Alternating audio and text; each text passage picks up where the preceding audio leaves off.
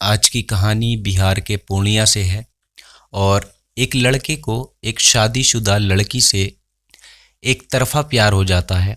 शायद शादी से पहले ही हो। उसे चाहता था वो, लेकिन जो आगे होने वाला था उससे हर कोई अनजान था।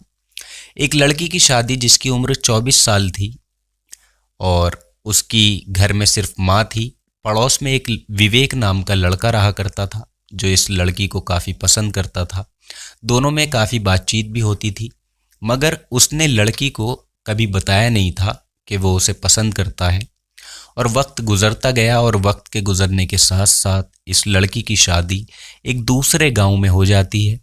और जिस लड़के से शादी हुई थी वो पेशे से राजमिस्त्री का काम किया करता था, मगर ये लड़की थोड़ी पढ़ी लिखी थी।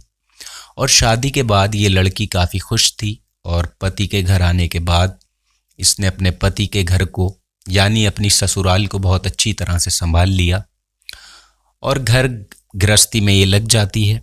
उसका पति भी अपनी पत्नी के साथ बहुत खुश था और वो भी उससे प्यार करने लगा था। वो सुबह अपने काम पर चला जाया करता था और शाम को घर वापस आता था और अपनी पत्नी के साथ घर पर सुकून से रहता। इसी दौरान उसका पति जब सुबह काम पर चला जाया करता था तो उसके फ़ोन पर एक अननोन नंबर से कॉल आती है। जब वो कॉल रिसीव करती है तो वहाँ से किसी लड़के की आवाज़ आती है और वो उस लड़के से बात करती है। वो लड़का उससे दोस्ती करने के लिए प्रपोज़ करता है। लड़की उसका फ़ोन काट देती है, लेकिन वो लड़का बाज नहीं आता और बार बार इसी तरह से फ़ोन करके उससे दोस्ती करने को वो कहता है। लड़की इस बात को लेकर बहुत ज़्यादा परेशान रहने लगी। वो सोचती है कि अपने पति को बता दूं, लेकिन उसे ख्याल आता है कि अभी अभी उसकी नई नई शादीशुदा ज़िंदगी है, उसकी शुरुआत हुई है। इन बातों को लेकर कहीं ना कहीं उनके बीच कहासुनी ना हो जाए पति पत्नी के बीच। और वो ये सोचती है कि इस मामले को मुझे खुद ही सॉल्व करना चाहिए। और फिर एक दिन उसी लड़के की कॉल आती है और वो उससे बात करता है। वो उससे कहती है कि तुम मुझसे क्या चाहते हो। लड़का बहुत ही खूबसूरत तरीके से उसे अपनी बातों में लेता है। वो उससे कहता है कि मैं तुमसे सिर्फ फ्रेंडशिप करना चाहता हूँ। ये तो गलत नहीं है, एक लड़का और एक लड़की दोस्त हो सकते हैं। वो उससे पूछती है कि तुम कौन हो और क्यों मुझसे दोस्ती करना चाहते हो। वो कहता है कि इंटरनेट का ज़माना है और आप कहाँ पर जी रही हो। उससे वो इस तरह की बातें बनाता है, लेकिन वो उसे सच नहीं बताता वो कौन है। वो लड़की से कहता है मैं इस दुनिया में बिल्कुल अकेला हूँ और मुझे तुम्हारे साथ की ज़रूरत है, मुझे सिर्फ एक सच्चे दोस्त की ज़रूरत है। काफ़ी इमोशनल बातें वो लड़की से करता है और जिसे सुनने के बाद उस लड़की का दिल पिघल जाता है। और वो भी ये सोचती है कि दोस्ती की तो बात है। वो उसकी दोस्ती का प्रपोज़ल एक्सेप्ट कर लेती है और धीरे धीरे उनकी बात जो है वो शुरू हो जाती है। लड़की अपनी बहुत सी बातें उस लड़के से शेयर करती है और इसी बीच वो उसे अपना बहुत अच्छा दोस्त मानने लगी थी, उससे सुख दुख की बातें करने लगी थी। फिर एक दिन लड़का उससे कहता है कि मुझे तुम्हें देखना है, क्या मैं तुम्हें वीडियो कॉल कर सकता हूँ। पहले तो लड़की इनकार कर देती है, मना कर देती है। फिर लड़का जब ज़्यादा ही उसे फोर्स करता है तब वो तैयार हो जाती है। फिर ये लड़का वीडियो कॉल करके उसे देखता है, लेकिन अपने आप को नहीं दिखाता। उसे देखने के बाद वो वीडियो कॉल कट कर देता है। फिर लड़की उससे पूछती है कि मैंने तो तुम्हें देखा ही नहीं है। वो उससे कोई बहाना बनाता है और उसे बहला देता है। इतने में उस लड़की का पति आ जाता है और बात वहीं ख़त्म हो जाती है। लेकिन लड़की के मन में कहीं ना कहीं ये बात चलती रहती है कि उसने मुझे तो देख लिया, लेकिन अपने आप को उसने क्यों नहीं दिखाया। पति के घर आने के बाद वो बिज़ी हो जाती है, घर के कामों में लग जाती है। फिर उस बात को वो भूल जाती है।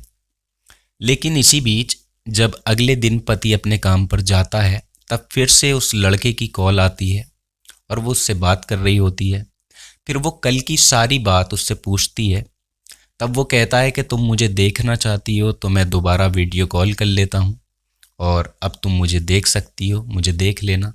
और जैसे ही वीडियो कॉल रिसीव होती है उसी वक्त उसकी एक सहेली उसके घर पर आ जाती है, जिसके साथ उसे कहीं बाहर जाना था काम से।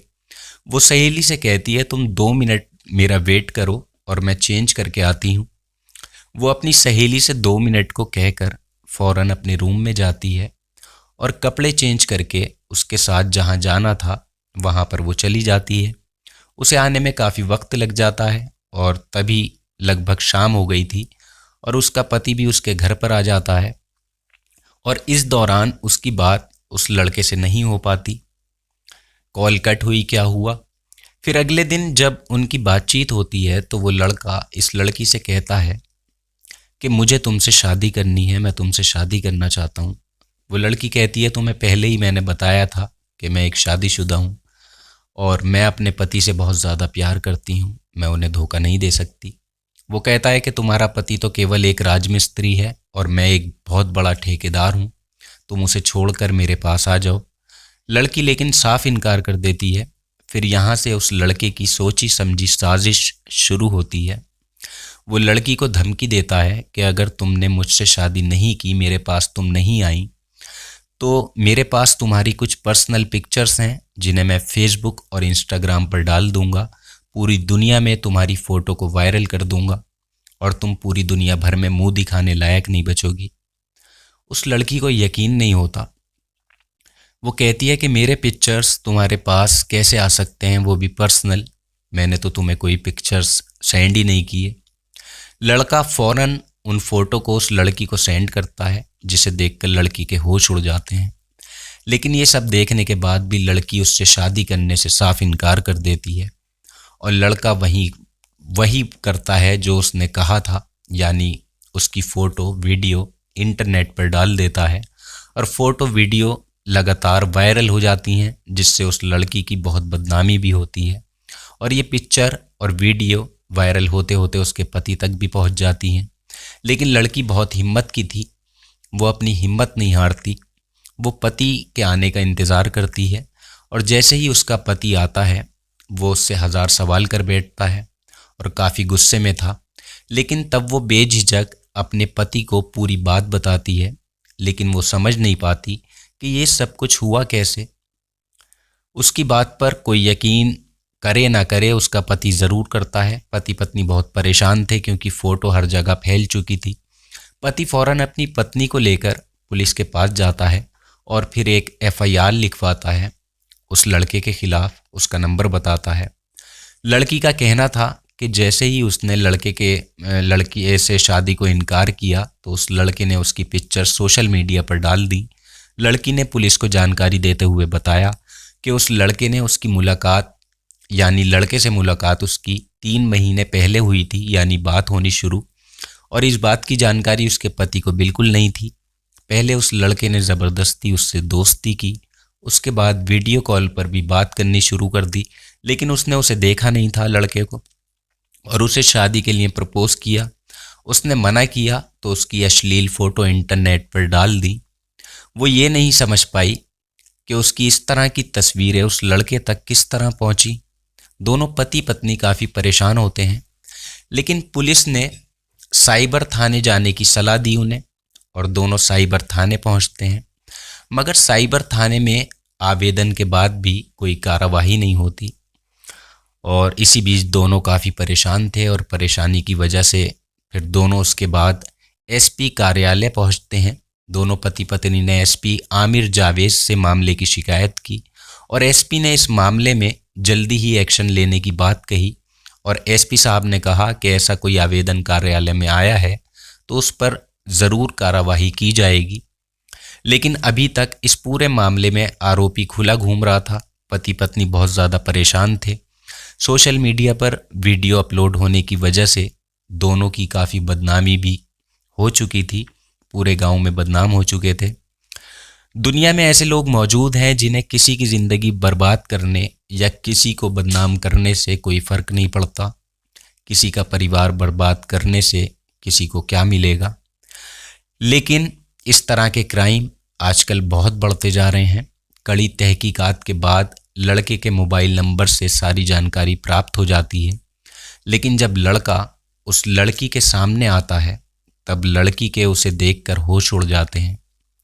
वो देखती है कि वो लड़का कोई और नहीं बल्कि उसी के गांव का था, जिससे उसकी बहुत अच्छी दोस्ती हुआ करती थी, यानी विवेक, जिसका जिक्र मैंने वीडियो के शुरू में आपसे किया था, जिसे वो अपना अच्छा दोस्त मानती थी और वो उसे पसंद करता था। लेकिन वो कभी समझ ही नहीं पाई कि विवेक उससे मोहब्बत करता है, प्यार करता है, और वो भी एक तरफा मोहब्बत। और ना कभी विवेक ने उससे कहा कि वो उसे पसंद करता है या उससे प्यार करता है। फिर विवेक सारी सच्चाई बयान करता है कि किस तरह उसने लड़की के अश्लील फ़ोटो लिए और वीडियो ली और फिर उसे बदनाम किया। एक दिन जब विवेक ने उसे वीडियो कॉल की थी, और वीडियो कॉल रिसीव तो हो जाती है, लेकिन ये महिला सहेली के आ जाने पर उस वीडियो कॉल को कट करना भूल जाती है और मोबाइल को साइड में रख देती है। तभी उसे अपनी सहेली के साथ कहीं बाहर जाना था और वो रूम में कपड़े चेंज करने चली जाती है। उस टाइम विवेक उसकी अश्लील वीडियो फ़ोन द्वारा ही बना लेता है, लेकिन छोटी सी गलती इस महिला को इतनी भारी पड़ेगी, शायद वो ये नहीं जानती थी। ये सब सुनकर वो पूरी तरह से टूट जाती है, और जिस पर उसने इतना भरोसा किया, उसे अपने दोस्त की तरह समझा, उसने उसके साथ इतना बुरा किया, लेकिन आखिर वक्त पर होना क्या था, बस ये लड़की पुलिस से सख्त कार्रवाई करने की विनती करती है, मांग करती है। तो ये थी आज की कहानी। किसी भी अजनबी पर भरोसा ना करें। क्राइम की कहानी एक सीख छोड़कर ज़रूर जाती है, तो इस कहानी में भी यही सीख है कि किसी भी अजनबी व्यक्ति पर जल्दी हमें भरोसा नहीं करना चाहिए, क्योंकि सामने वाले की नीयत क्या है और वो क्या सोच रहा है, ये कोई नहीं जान सकता, ना कोई समझ सकता। तो इसलिए जो कुछ भी करें बहुत सोच समझ के करें। तो आज के एपिसोड में इतना ही। कल आपसे फिर मुलाकात होगी किसी नई सच्ची घटना में। तब तक आप अपना ख्याल रखें, अपनों का ख्याल रखें। जय हिंद, जय भारत।